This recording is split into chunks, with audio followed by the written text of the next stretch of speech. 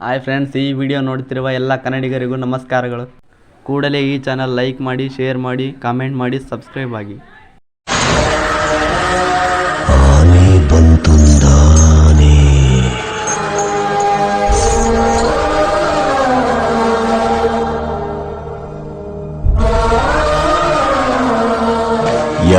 ಯಾವೂರಾನೆ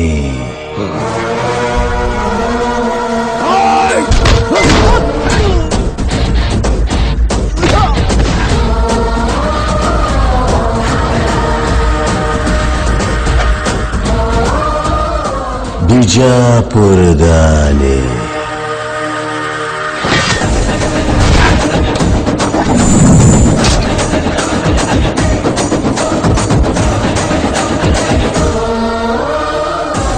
ಇಲ್ಲಿಗೆ ಯಾಕೆ ಬಂತು?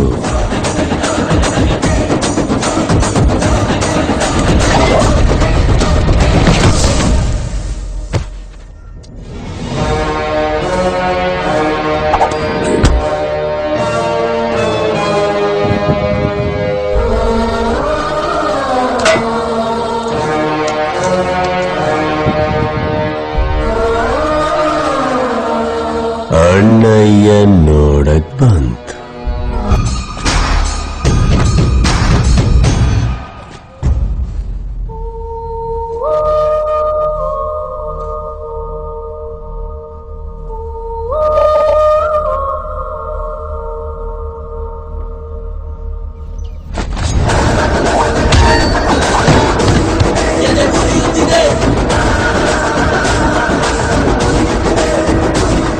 ರಣರಣ ರಾಕ್ಷಸರ ರಾಜ, ಅಸುರ ಕುಲ ಚಕ್ರಾಧಿಪತಿ,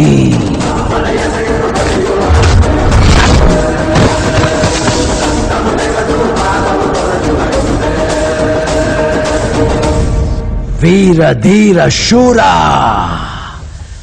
ರಣ ಲಂಕಾಧಿಪತಿ,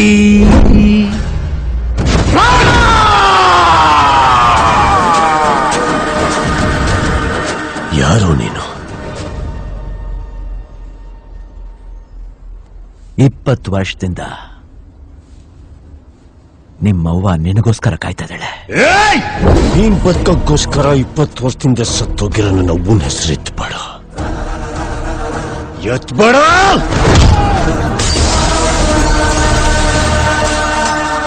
ಕಿರ್ಗಾವ್ಲು ವಿಶಾಲವ್ವ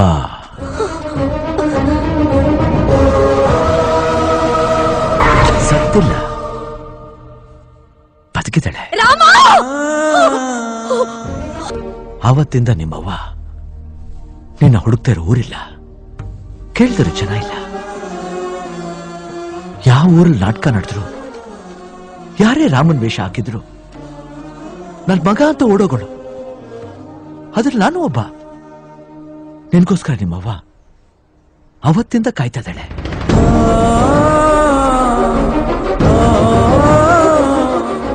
ಏನು ರಾಮನಾಗ್ ಬೆಳೆಸೋಳತ್ರ ರಾವಣನಾಗ್ ಮುಂದೆ ಹೋಗಿ ಹೆಂಗ್ ನಿಂತ್ಕೊಳ್ಳಿ ಅಂತ ಯೋಚನೆ ಮಾಡ್ತಾ ಇದೀಯಾ?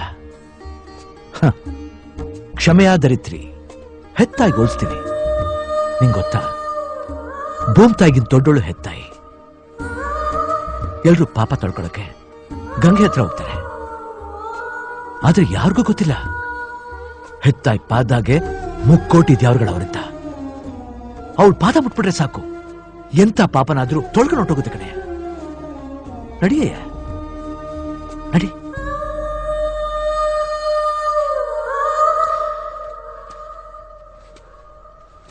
ರಾವಣನೇ ಆಗ್ಬೇಕು ಅಂತ ಯಾರೂ ಹುಟ್ಟೋದಿಲ್ಲ.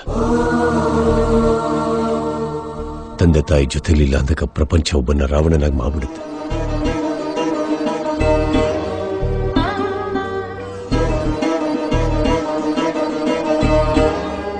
ಅವತ್ತಿಂದ ತಮ್ಮಯ್ಯ ಅಂತ ಹೇಳ್ತಾ ಇದೆಯಲ್ಲ, ಒಂದ್ ಮಾತಾಡ್ಸ್ಕೊಡ್ತೀಯ? ಯೋ, ಏನ್ ಬೇಕಾದ್ರೂ ಕೇಳಯ್ಯ, ನಾನ್ ಪ್ರಾಣ ಬೇಕಾದ್ರೂ ಕೊಟ್ಬಿಡ್ತೀನಿ. ಅವಳಿಗೆ ನಾನು ಸತ್ತೋದೆ ಅಂತ ಹೇಳ್ಬಿಡು.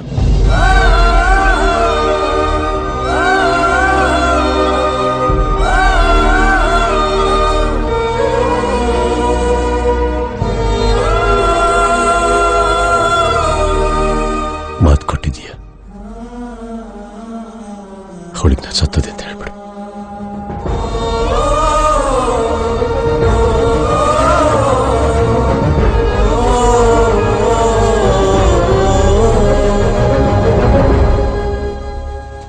ನನಗೆ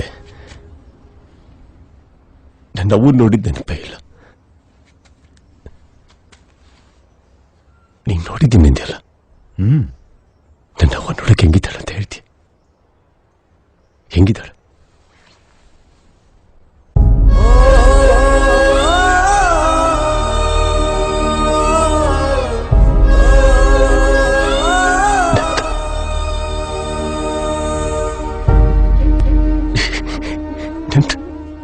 ನಂತರ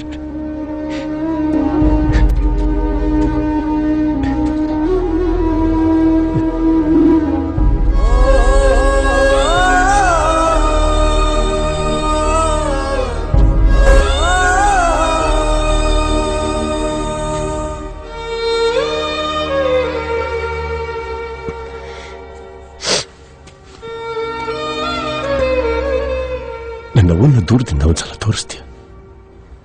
ನೋಡ್ಕೊಂಡು ಹೊಟ್ಟೋಗ್ತೀನಿ. ಒಂದ್ಸಲ ತೋರಿಸ್ತೀಯ? ಆಯ್ತು.